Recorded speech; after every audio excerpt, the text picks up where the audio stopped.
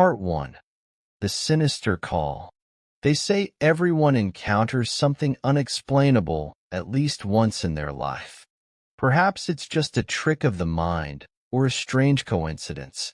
But this story isn't about ghosts or mysterious lights in the sky.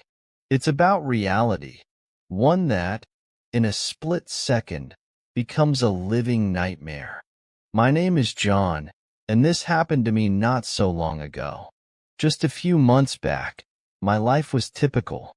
Work, home, occasional meetups with friends, nothing out of the ordinary. But one evening, I received a call that changed everything. It was a regular weekday. I was heading home from work, tired and slightly irritated. Traffic, endless calls at the office, deadlines. I just wanted to crash on the couch and stop thinking about anything. But then my phone rang. The number was unknown, but I picked it up. John?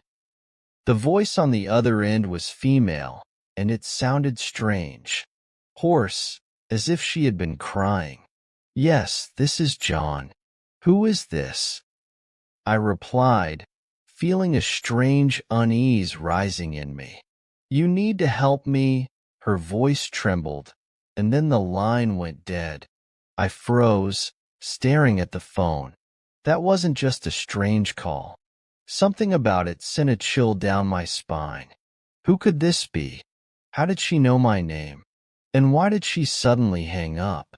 That night, I barely slept. Every time I closed my eyes, those few words echoed in my head. You need to help me. It felt like the beginning of something dangerous. Part 2. Shadows of the Past. The next day, I tried to shake off the unease. I convinced myself it could have been a mistake. Someone dialed the wrong number. But that evening, my phone rang again.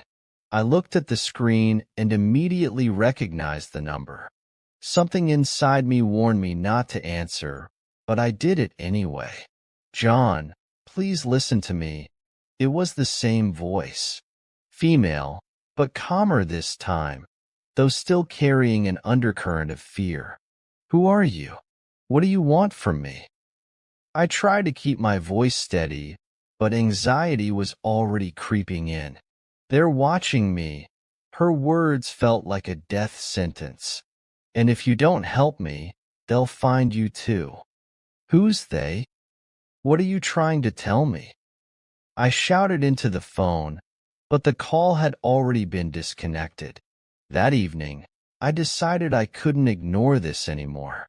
Something was definitely wrong, and I couldn't rest until I figured it out. My mind raced through countless possibilities, but none of them made sense. Who was this woman, and why was she so convinced that someone was after both of us? Was this some twisted game I was unknowingly a part of? Part 3. Breaking Point. A few days passed after the second call. No new calls, no strange letters, nothing. I started to convince myself that maybe it was all just some random occurrence.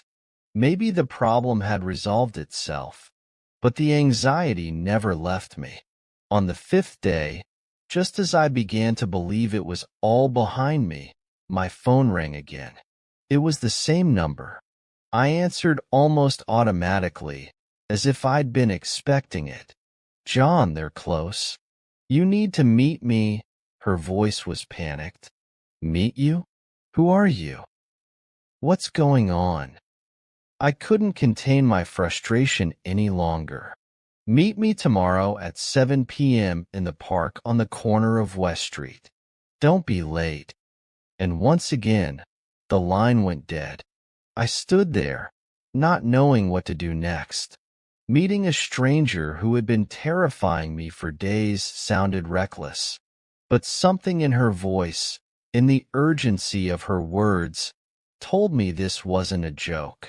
Part 4. A Mysterious Encounter. The next evening, I stood at the corner of West Street, looking into the empty park. There wasn't a soul in sight, and the eerie silence only heightened my sense of danger. My heart pounded in my chest, but I couldn't leave. I had to know what this was all about. After a few minutes, I saw a silhouette slowly approaching. It was a woman in a long coat, with the hood pulled low over her face. She came closer and spoke. "You came. That's good." Her voice was familiar, but now calmer. She no longer seemed as terrified as before. "Who are you? And what the hell is going on?" I could no longer keep my emotions in check. "I can't explain everything right now, but you need to know that you're in great danger. They know who you are, and soon they'll find you." She looked me straight in the eye, and I felt a coldness creeping into my gut. Who are they? What did I do? I tried to maintain my composure, but it was getting harder with every passing moment. "You didn't do anything, but you possess something they need. What it is, I can't tell you yet, but soon you'll understand everything." She spoke with such certainty that I couldn't help but believe her. We talked for a few more minutes, but most of my questions remained unanswered. She only told me one thing: be ready. Tomorrow, everything changes. Part 5. The Forgotten Past. That night, I barely slept. The woman said I had something of great value to dangerous people, but I had no idea what she was talking about. Could this be some kind of mistake? Were they looking for someone else? The next morning, I woke to the sound of my doorbell ringing. At first, I couldn't imagine who it could be, but when I opened the door, I saw the mailman holding out an envelope. There was no return address, just my name on it. Feeling a chill run down my spine, I tore it open. Inside, there was only one sentence: "We know who you are. Get ready." I dropped the paper. This couldn't be real, but at the same time, I felt like my entire life was beginning to unravel. The woman was right. Something had indeed begun. Part 6. Nowhere to run. The next few days passed in a haze of paranoia. There were no more calls, no letters, but every sound made me jump. I began to feel like I was being watched. Every passerby seemed suspicious. Every car that drove by made me turn my head. When the phone rang again that evening, I already knew who it was. "John, you need to act quickly. They already know where you are. If you don't make a choice now, tomorrow might be too late." What do? I yelled into the phone, desperate for answers. "Tomorrow, at the same place. Come alone. I'll give you the answers." Part 7. Uncovering the Truth. The next day, I returned to the park on West Street.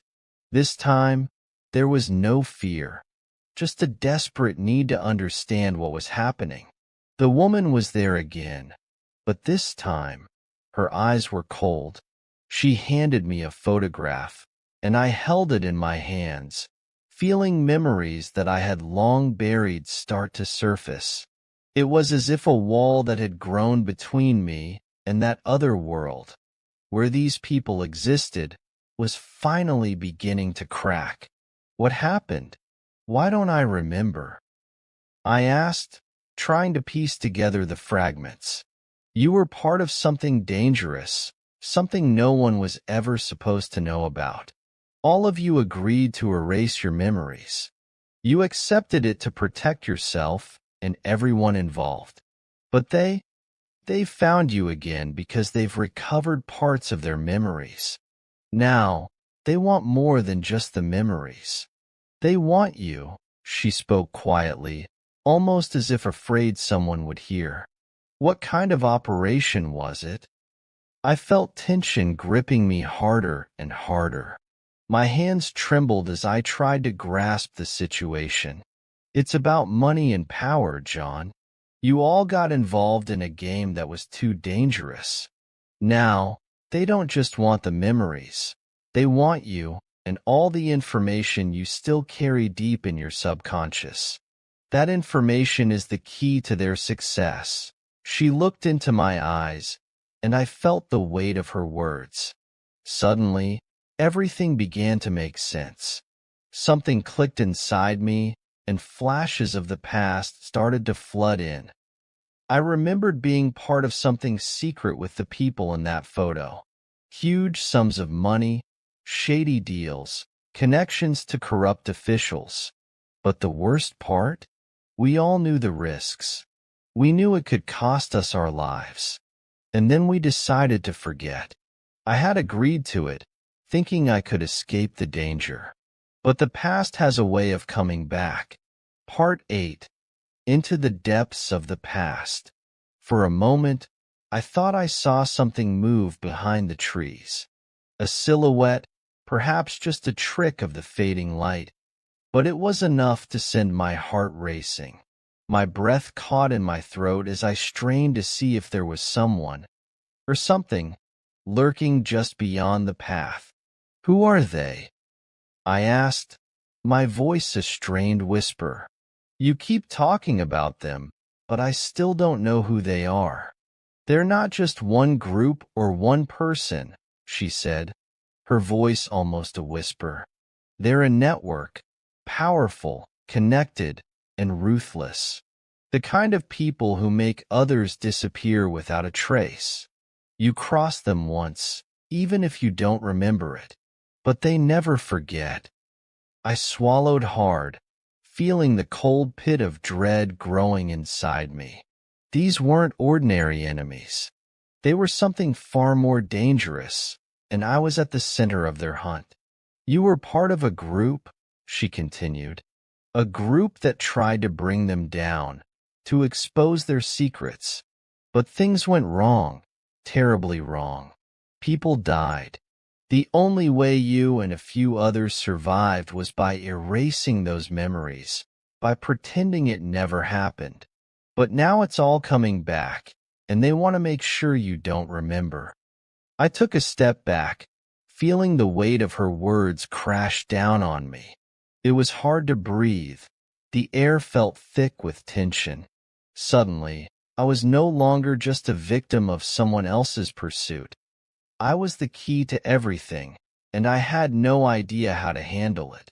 The thought of being hunted by a network of shadowy figures, dangerous men who would stop at nothing to achieve their goals, made me sick to my stomach. The woman's face was grave, and though her presence had brought me some answers, it also brought a suffocating sense of inevitability. What should I do? How can I protect myself? I asked, my voice trembling as the panic began to build inside me. "The only way to protect yourself is to disappear," she said bluntly. "If they find you, there won't be any mercy." "But there's another option," she hesitated, clearly reluctant to share this. I could feel my pulse quickening, my body stiffening. "What's the other option?" "You can remember everything. Fully. Remember where you hid the evidence, the documents you all stored away, and use it against them." Her eyes gleamed in the fading evening light as she explained this. My mind raced with thoughts of betrayal, of secrets, of deals that had gone wrong. I couldn't remember any of it, but the weight of those forgotten memories was crushing me. I had chosen to forget for a reason, and now I was being forced to face it all again. "But that means I'll be drawn back into this whole mess, doesn't it?" I asked, realizing that this option was just as dangerous as the first. "Yes, but it's your only chance at survival. If you remember, you can outsmart them." "But it won't be easy," she spoke with certainty, as if she had already seen this scenario play out. I stood frozen, my mind spiraling with possibilities, none of them good. The idea of unlocking these memories terrified me, but the thought of running for the rest of my life was even worse. The woman's voice softened. You need to decide, John. There's no going back. Either you hide and hope they never find you, or you face what's coming head-on. Part 9. Endgame. That night, I barely slept. My mind was consumed with thoughts of what was coming. I had agreed to remember, to face whatever secrets I had buried. But what would that mean for my future? Could I really handle the truth? I had no choice. They were coming for me, whether I was ready or not. The next day, I woke up with a clear understanding of what had to be done. After that night, when I met the woman, my memories had started to return. These weren't just fragments anymore. They were the full picture of what had happened years ago. The faces in the photograph, the danger, the fear. It was all coming back. The memories were like pieces of a puzzle, slowly coming together to form a terrifying image. I started gathering the information buried deep within my subconscious. I remembered where we had hidden the documents that could bring down everything they had worked for. I remembered the deals we had made, the people we had crossed, the danger we had faced. And most importantly, I remembered why I had chosen to forget. The mission ahead of me was dangerous, but I knew this was my only way to not only save myself, but to put an end to this game for good. Now, I was prepared to do whatever it took to protect myself and take down those who were hunting me. I wasn't running anymore. I wasn't hiding. This time, I was going to fight. And with that, I decided. It was time to act. Thank you for watching till the end. This video was narrated by an AI voice, so I apologize for any mistakes or inaccuracies. If you noticed anything that could be improved, please leave a comment and don't forget to like the video and subscribe for more stories.